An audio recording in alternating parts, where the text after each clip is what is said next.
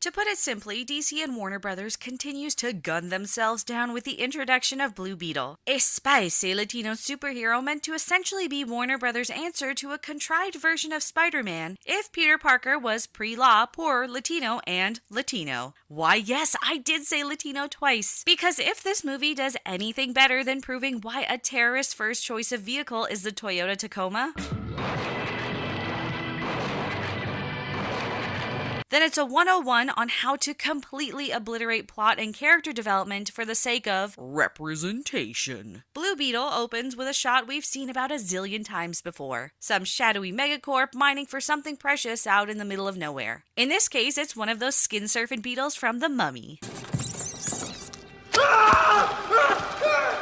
Kidding, it's the Blue Beetle scarab, which segues us into a colorful CGI-infested opening sequence about its origins and space alien stuff, wherein we're also shown like 5 or 6 other different colored beetles, so where them bitches at? Oh right, foreshadowing. Cut to the introduction of the Reyes family, which consists of Mama, Papa, Granny, and Happy Hogan. Sorry, Sister Mila, who are eagerly awaiting their son/brother Jamie's flight as he returns from Gotham State with a pre-law degree. Jamie gets there, they leave the airport, and we're also introduced to Uncle Rudy, played by George Lopez, who coincidentally is not only a conspiracy nut, but also one that completely understands why conspiracies exist in the first place. That man's a fascist! And is driving a car that you'd 100% expect a lower-class Hispanic car nut to be driving.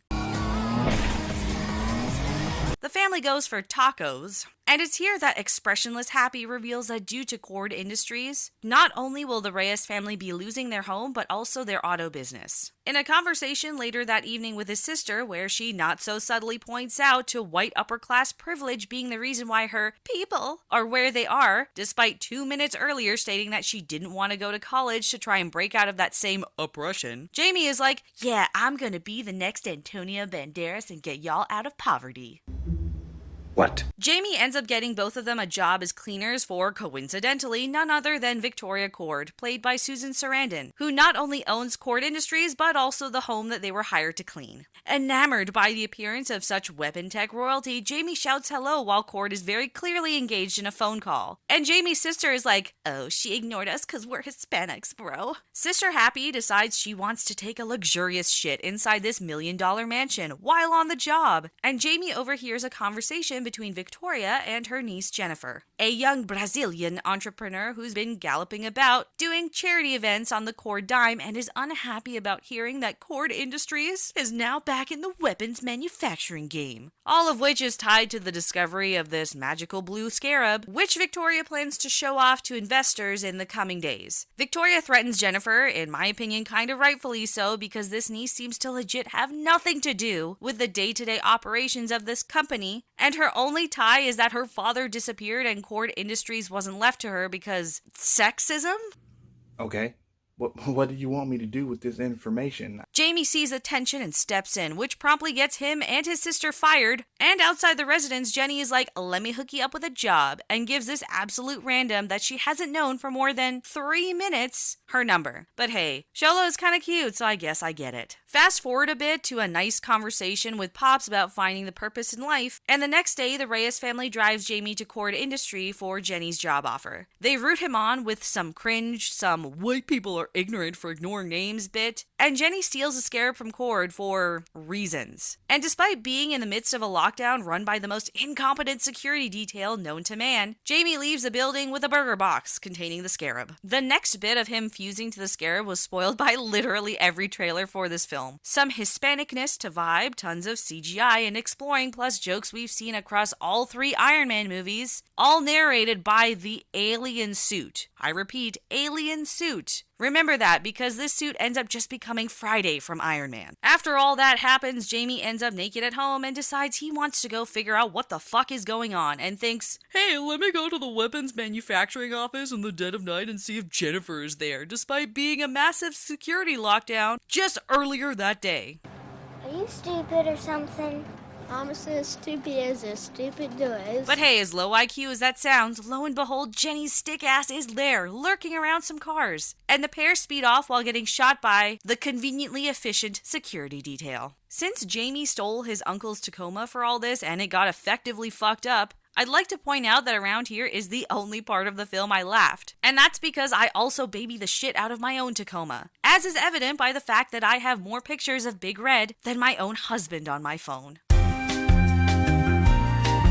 Jenny and Jamie get back to the Reyes household, and Jenny reveals that, hey, I can show you how to get this beetle that crawled up your ass earlier that you surprisingly didn't feel. College, right? If you come with me to my family's awesome abandoned estate where there's a secret 80s vibe layer that proves that my dad used to be the Scarab's butt taxi as well. And he used to be the Blue Beetle, a superhero from 20 years ago that was in no way alluded to in the almost 60 minutes leading up to this reveal. With all due respect, what the fuck? In the midst of all this, Susan Cord Randon introduces us to her suave Colombian pet project, who's basically Bucky Barnes circa the whole Winter Soldier brainwashing arc. There was also a fight around there with Jamie and Colombian Barnes that was oddly reminiscent of the final fight scene between Obadiah and Tony at the end of Iron Man 1. Man, this plot is so non-consequential and built off nothing but pure plot conveniences that you could literally just clip together a bunch of Phase 1 Marvel trailers, sip horchata and munch on quesadillas, and basically have the same viewing experience. There's some emotional bonding between Jamie and Jenny to help reinforce that side romance, and Cord Randon, amidst all this, finds out that Jamie has the Scarab in him. They swarm the Reyes household with an overkill of army dudes and watch from a chopper as they basically burn down their home. Jamie swoops in just in time though, knocks out some baddies, and unfortunately gets captured while his dad has a heart attack. And Happy Hogan breaks any semblance of the character she had to become a whimpering mess. This sister had zero emotion to show when her brother was being beamed up by the space scarab, or when their house was raided, or when she single-handedly got her brother fired despite his desires to help their family, but whatever. It's meant to evoke emotion. As I said, Jamie gets captured by Cord Randon and her Colombian Bucky. They go to a secret facility, which is where it's unsurprisingly revealed and adequately spoiled by the trailers once again that Cord wants the Scarab for super soldier suits to fuse to bodies. An arc that we also saw in Iron Man and Captain America, but whatever. In the meantime, the remaining Reyes family members, which is just the ladies and Rudy, team up with Jenny to go save Jamie, and Jenny gets them into her dad's old Blue Beetle machine, which is just a giant Blue Beetle. So original. Let's see if we can crack out this last bit of plot summary in less than 200 words, because goodness fucking gracious, I'm bored just recalling this movie. Challenge accepted. Family kind of acts like the siblings from Shazam and breaks into the facility using the Blue Beetle machine, which thwarts again the stupidest security detail ever and farts all over them in another heavily missed joke. Colombian Barnes is injected with Blue Beetle jism, taken from a tied-up Jamie, and as Jamie is dying amidst this transfer, he has a touching moment with his ghost dad and fully combines his DNA with the Scarab, which is now called Kajida, but still acts and sounds like an Iron Man suit. Colombian Barnes goes from super soldier to bootleg Doom guy. He and Jamie fight. Jamie learns that thanks to the Beetle, this poor guy's childhood was just him as a child soldier and his mother was killed by Cord Randon. Colombian Doom guy has a change of heart, kills himself and Cord Randon, and the Reyes family returns to their burnt toast home where a completely white-free community cheers them up and Jamie finally smooches Jenny. So, where are all the pros in Blue Beetle? Well, I count exactly 2.5 of them. The first is the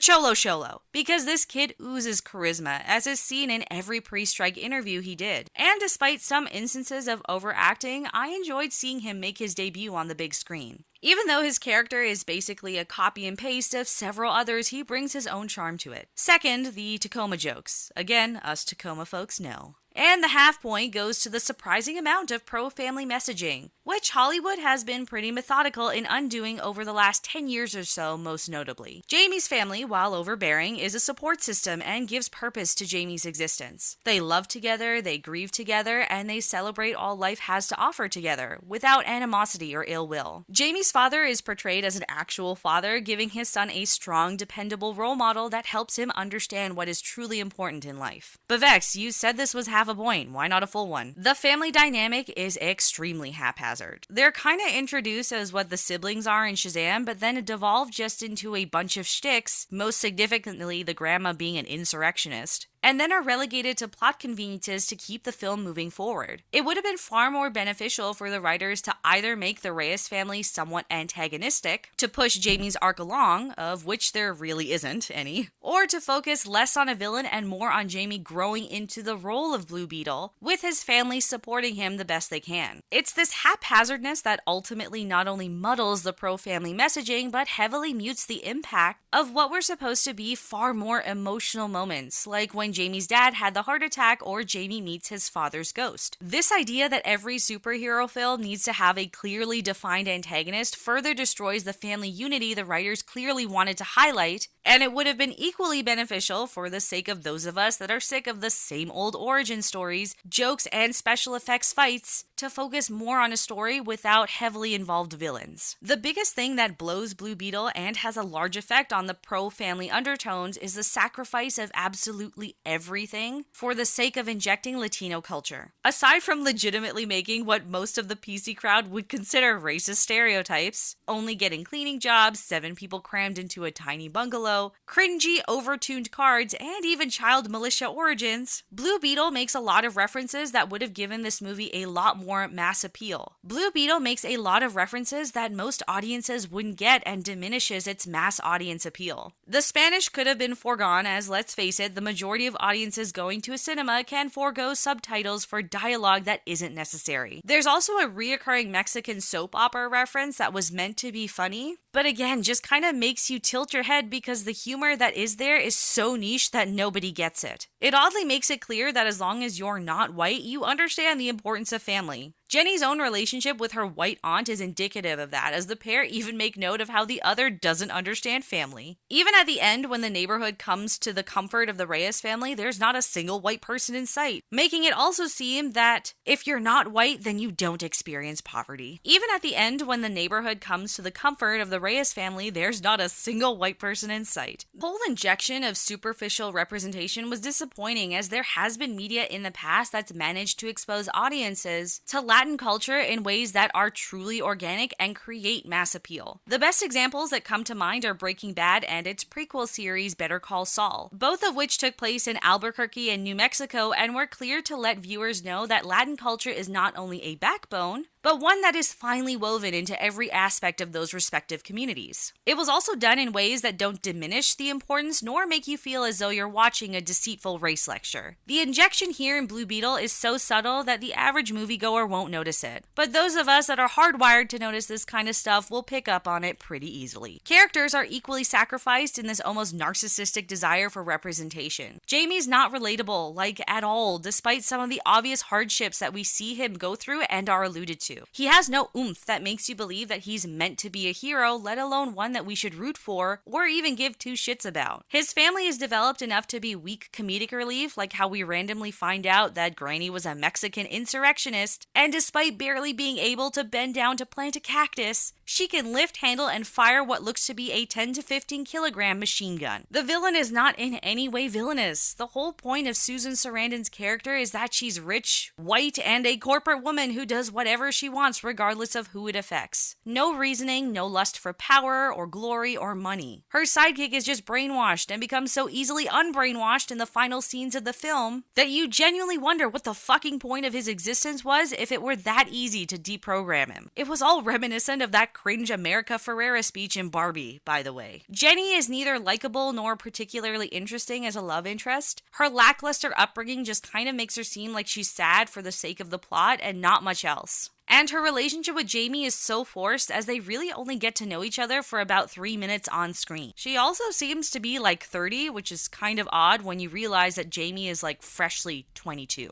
The jokes don't land, like, at all, and are jokes that we've seen time and time again in the last 20 years of superhero movies and shows that we've been drowning in. Like the farting bug machine. Really, dude? Come on. The Tacoma jokes, as relatable as they were hit or miss because all Rudy became was the Tacoma guy or the convenient 6-year-old tech genius. The CGI is nothing to be wowed by, and again are reminiscent of shots I've already seen done not only elsewhere, but better. The fight sequences are poorly edited. What could have have been a really cool tunnel scene in the third act is relegated to a poorly lit, sloppily edited fight sequence, all surprisingly tuned to hip music that just looks amateur. Even in the final fight sequences between Jamie and Colombian Doom Guy, it's just a fight scene that I've seen in Iron Man 1, Iron Man 2, and The Incredible Hulk. What Blue Beetle ends up representing after all this is that Hollywood is creatively bankrupt. There was definitely an opportunity to create an interesting superhero movie that explored more than just the standard origin bad guy story. The first 2/3 were entirely spoiled by the trailers alone, and what's left is so painfully predictable that not even the teeny boppers one row away from me in the theater were thrilled. There was a chance to build a character with more heart, more fire, more substance, rather than just delivering a piss-poor anti-white sentiment atop hollow Latin representation. That feels more indicative of someone trying to jumpstart a cultural, Race war! Race war? Come on, Bill! Race war! Fuck, I totally get why the director's Twitter account is protected because he knows what a shite race-baiting film he's put out there. I do feel for Xolo though. He's a budding actor that was given what could have been a golden ticket to stardom, and I genuinely hope that this flop doesn't tarnish what future he has in the industry. In short, Blue Beetle blue, in all the ways that I really hoped it wouldn't. Anyways, that's all I've got for today. Thanks for tuning in and stay frosty, friends.